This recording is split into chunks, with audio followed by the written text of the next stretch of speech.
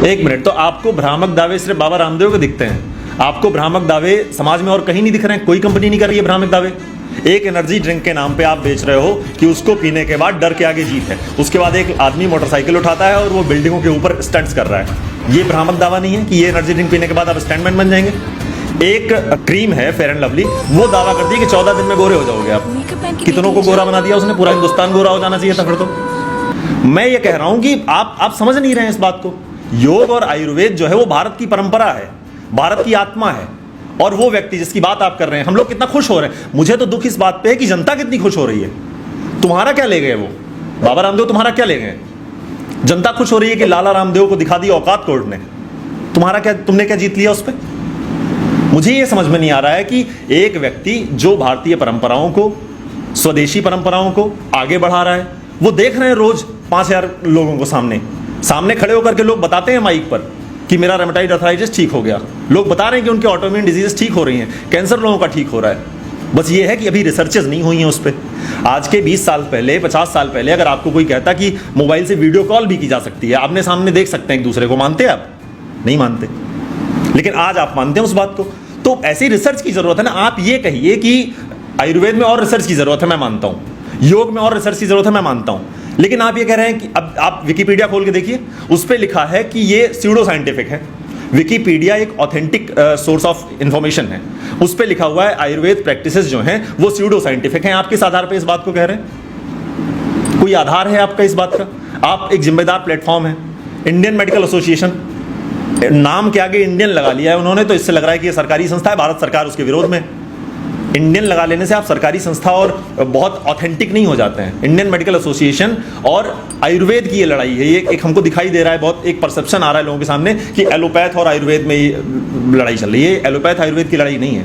Allopath और आयुर्वेद जो है ये साथ में चलने वाली पद्धतियां हैं। आयुर्वेद जो है वो जनक है, एलोपैथ उसके बाद जो है उसमें और मॉडिफिकेशन होकर के डेवलप हुआ है। एलोपैथ बहुत अच्छी चिकित्सा पद्धति है। लेकिन ये सारी लड़ाई इंडियन मेडिकल एसोसिएशन की और आयुर्वेद की है।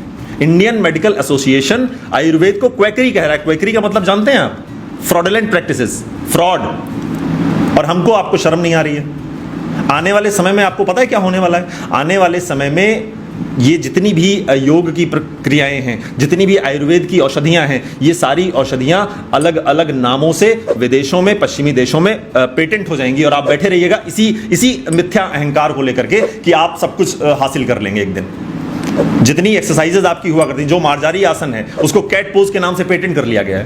कहते रहिएगा उसके बाद कि नहीं हमारे शास्त्रों में दिया हुआ है मार्जारी आसन। जैसे आज हम बात करते हैं गुरुत्वाकर्षण को लेकर के कि हमारे शास्त्रों में महर्षि कणाद ने कह दिया था वैशेषिक दर्शन में। कहते रहिए न्यूटन ने तो दे दिया।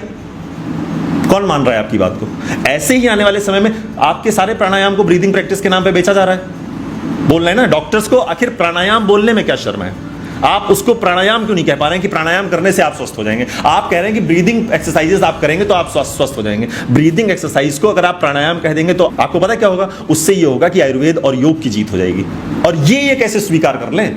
तो सारी समस्या यहां आ रही है। बाबा रामदेव या एक भारत के संन्यास परंपरा के सर्वोच्च पर बैठा हुआ व्यक्ति, ये सारे न्यूज़ चैनलों पे आप देखते होंगे, अन्य धर्मों के जब अन्य पंथों के जो लोग होते हैं उनका नाम जब लेते हैं, जैसे एक कोरोना के समय में एक मौलाना साद था, उसका मतलब उसने आपराधिक कृत्य किया है, लेकिन एक भी न्यूज़ चैनल पे क्या किसी एंकर ने उसको ये कहा कि ये साद है?